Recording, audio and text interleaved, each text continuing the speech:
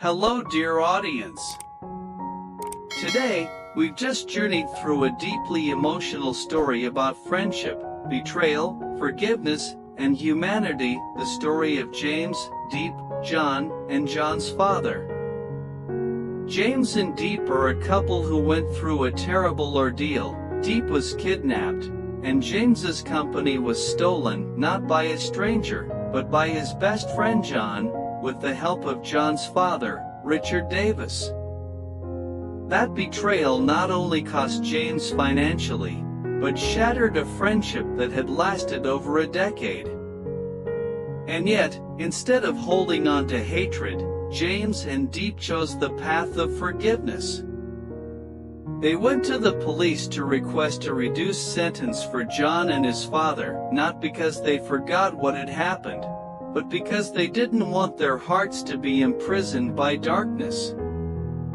They believed that everyone makes mistakes, but those who truly regret and strive to change deserve a second chance.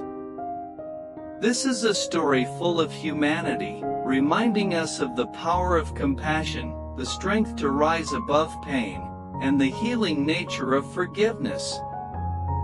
If you enjoy touching, meaningful stories like this, don't forget to hit that subscribe button, like, and share to support our channel.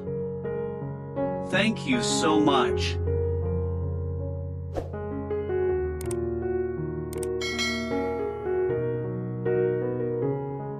The office inside the police headquarters was cold. The fluorescent light shone directly onto a wooden table scattered with case files. Outside, a light rain tapped against the glass window, like an echo of memories that refused to fade. James and Diep sat across from the investigating officer, who was flipping through the case documents with a look of disbelief.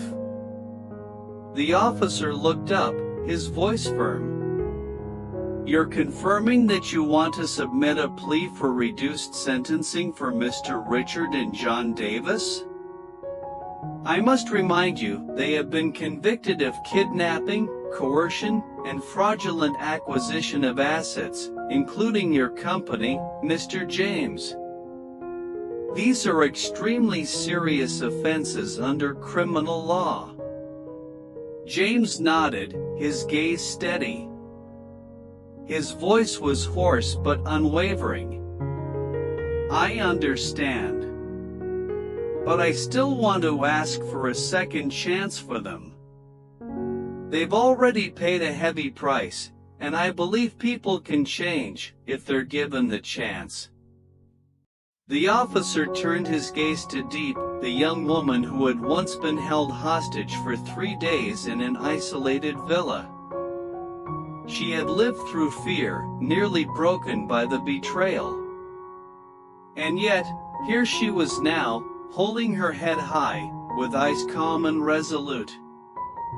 "I haven't forgotten what they did, especially Mr. Richard.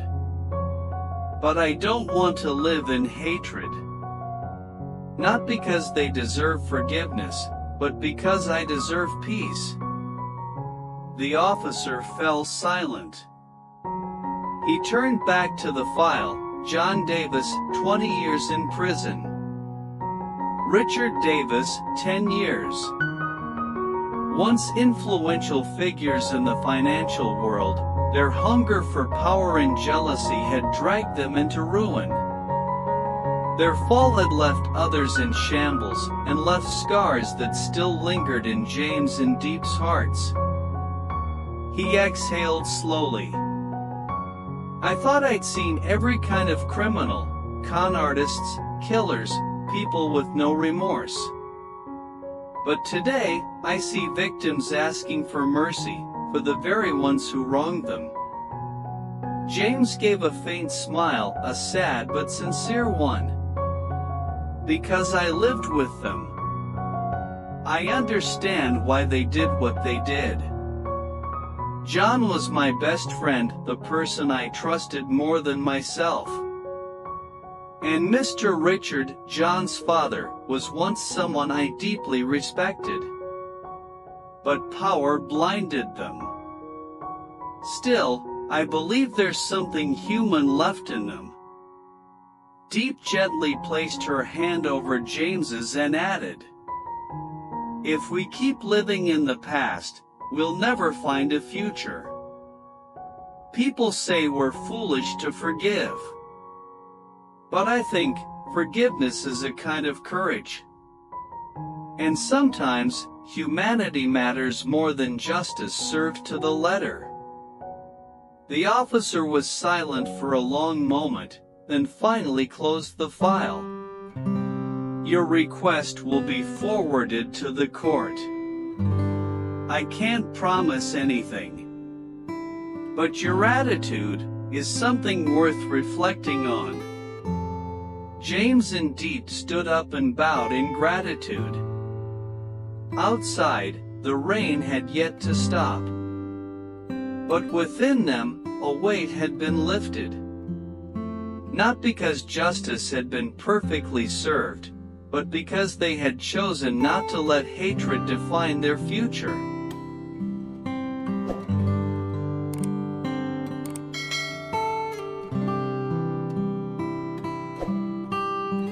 Late afternoon. The rain continued to fall quietly outside the long corridor of the police station. The sound of raindrops tapping on the metal roof echoed like a slow rhythm against their still troubled hearts. James sat hunched over, elbows resting on his knees, fingers laced tightly together, staring blankly into the distance. Diep sat beside him, gently holding his hand, not saying anything, simply being there, like a calm harbor after a storm. James finally spoke, his voice steady, yet laced with a sorrow only someone betrayed could carry. "I still remember the first day I met John in college. He was stubborn, but had that fire in his eyes, never backing down. We dreamed together, of starting a tech company, of changing the world. We swore we'd never let money come between us." He let out a soft, crooked laugh. "Who would have thought it'd be him who pushed me into the abyss?" Diep looked up at him. She had heard many stories about John, as if he was part of James's youth, a part of the dream James once held so close. And yet, it was that very part that John had trampled without mercy.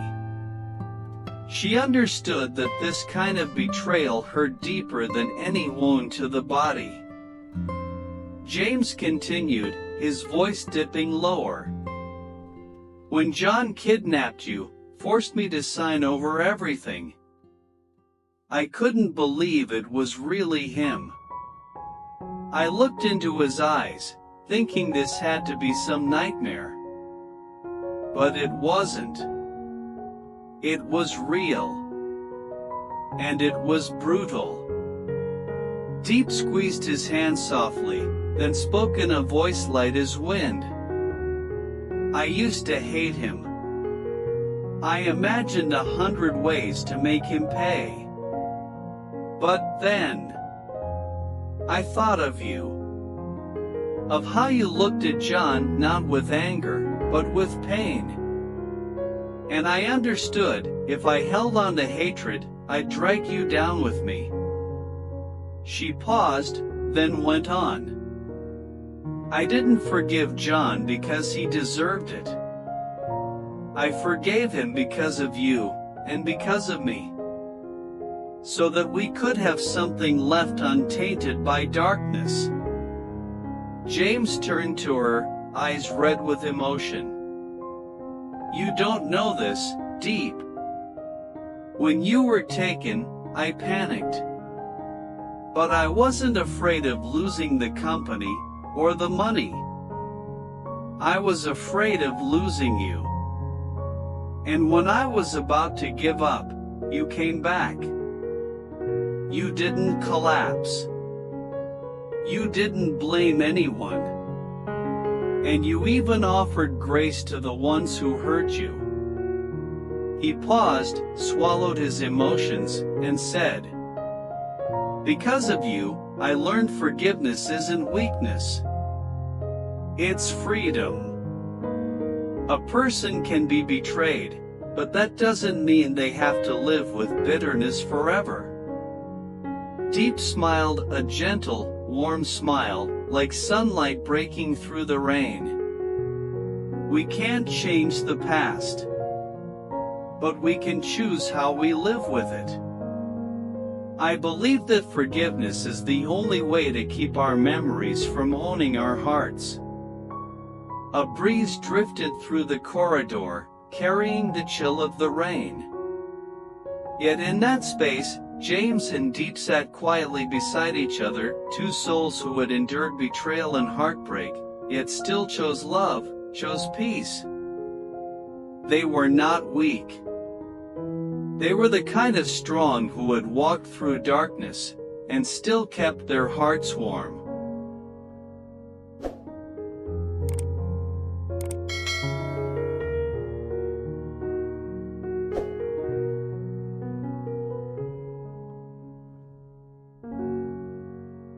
That morning, the air inside the prison was thick with dampness and silence.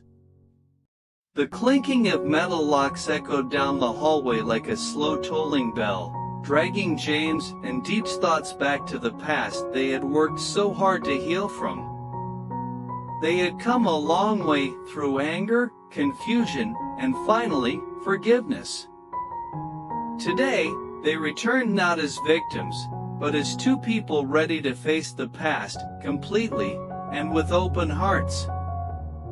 A prison guard led them into the visitation room. Through a thick pane of glass and iron bars, two men stepped in slowly, heavily, as if burdened by the weight of their own judgment. Richard Davis, once a proud father, now gray-haired, hunched, and avoiding their gaze. And John, the once beloved best friend, now hollow-cheeked and frail, eyes filled with shame and silent pleas for redemption. When their eyes met, time seemed to freeze. No one spoke for the first few minutes. Not because there was nothing to say, but because there was too much that words could never fully express. At last, John spoke first, his voice trembling like a freight string. "I don't deserve your presence. I don't deserve your forgiveness." James looked at him, no longer with anger or reproach. There was only a deep sorrow, the kind that comes when something precious has died, but its memory lives on. "You did the unthinkable. You betrayed me. You destroyed the dream we built together. But I didn't come here to relive the pain." John lowered his head, hands clenched tightly in front of him. Diep sat beside James, her gaze gentle but unwavering. She spoke softly, like wind carving through stone. "We didn't come here to make you suffer more. You've lost your freedom, your youth, your future. What we bring today is a wish that you don't lose what little humanity you still have left." Richard Davis quietly wiped a tear from his weathered cheek. He looked up, voice hoarse. "I thought I was doing the right thing. I thought I was protecting my son's future. But I chose the wrong path. I hurt the very people I should have protected. I'm sorry." James nodded slowly. He was no longer the impulsive young man he once was. Pain had matured him, and Diep's love had taught him, some wounds are only healed by grace.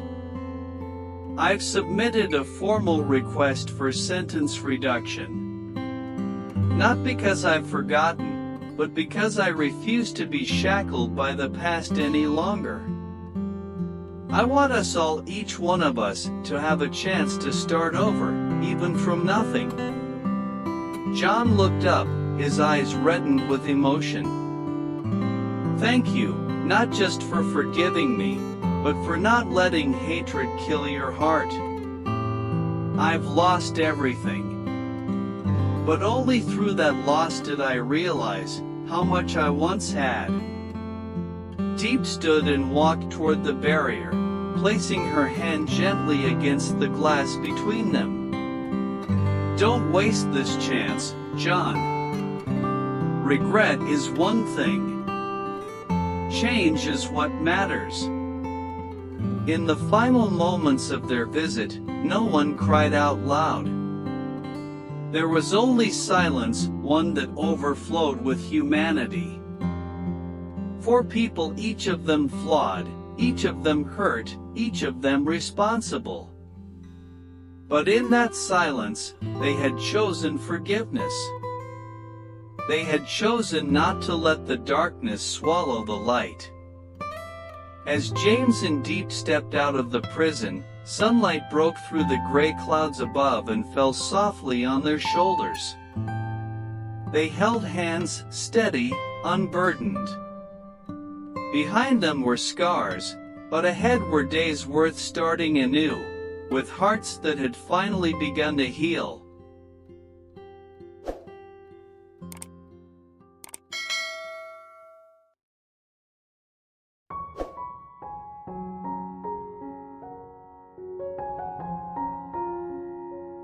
The story of James, Diep, and John truly touched my heart. It's not just a tragedy of betrayal, but a healing journey through forgiveness and love. I admire how James and Diep overcame their pain to choose forgiveness, because forgiving is not weakness, it's courage. The story made me believe that even in the darkest corners of the human soul, the light of compassion can still shine through. It's a powerful reminder that everyone deserves a second chance if they truly regret their actions and are willing to change.